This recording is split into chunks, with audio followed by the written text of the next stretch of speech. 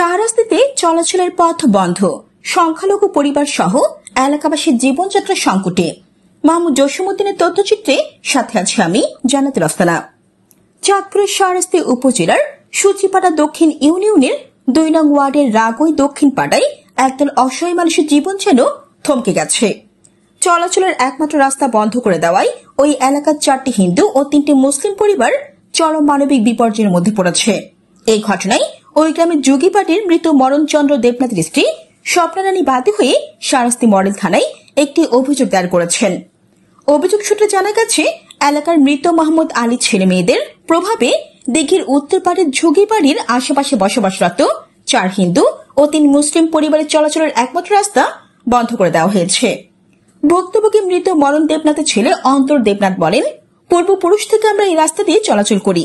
হঠাৎ করে মৃত মোহাম্মদ আলী ছেলে মোহাম্মদ খাজার নেতৃত্বে আমাদের চলাচলের রাস্তাটিকে কাটা ও বাঁশ দিয়ে বেড়া দিয়ে দেয়। আরেক ভুক্তভোগী বাকি বিল্লার পুত্র ওমর ফারুক বলেন, এলাকায় মোহাম্মদ খাজা তাসের রাজত্ব কায়েম করেছে। 5 আগস্টের পর তিনি গা ঢাকা দিয়েছেন। তার 2 বোন মনসুরা বেগম কিসেম ও মিসেস জোসনা বেগমের সহায়তায় আমাদের চলাচলের পথটি বন্ধ করে দিয়েছে। তিনি আরও জানান, বিগত দিনে বন্ধ করে দেওয়া রাস্তায় সরকারি বাজেটে সংস্কারও করা হয়। আলমগীর হোসেনের স্ত্রী ফেরদৌসী আক্তার জানান, আমাদের একমাত্র পথ বন্ধ করে দেওয়ায় আমাদের বাচ্চারা স্কুল কলেজে যেতে পারছে না। আমরা চলাচল করতে খুব সমস্যা হয়।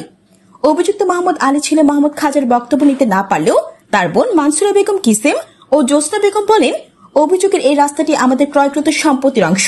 আমরা কারো চলাচলের রাস্তা বা জমি দখল করিনি। জানতে চাইলে শাহরাস্তি মডেল থানার অফিসার ইনচার্জ মোহাম্মদ আবুল বাশার জানান, ঘটনার বিষয়ে অভিযোগ পেয়েছি, প্রয়োজনে আইনি ব্যবস্থা নিব। স্থানীয় বাসিন্দারা জানান, এটি ছিল তাদের একমাত্র চলাচলের পথ।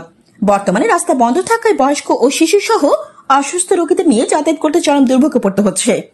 এলাকাবাসীর অভিযোগ, এক শ্রেণীর প্রভাবশালী ব্যক্তি ইচ্ছাকৃতভাবে রাস্তা বন্ধ করে জনগণের জীবনযাত্রা বিপর্যয় করে তুলেছেন। ভুক্তভোগীরা বারবার স্থানীয় ইউপি চেয়ারম্যান ও ওয়ার্ড সদস্যদের কাছে অভিযোগ করেও কোনো প্রতিকার পাননি।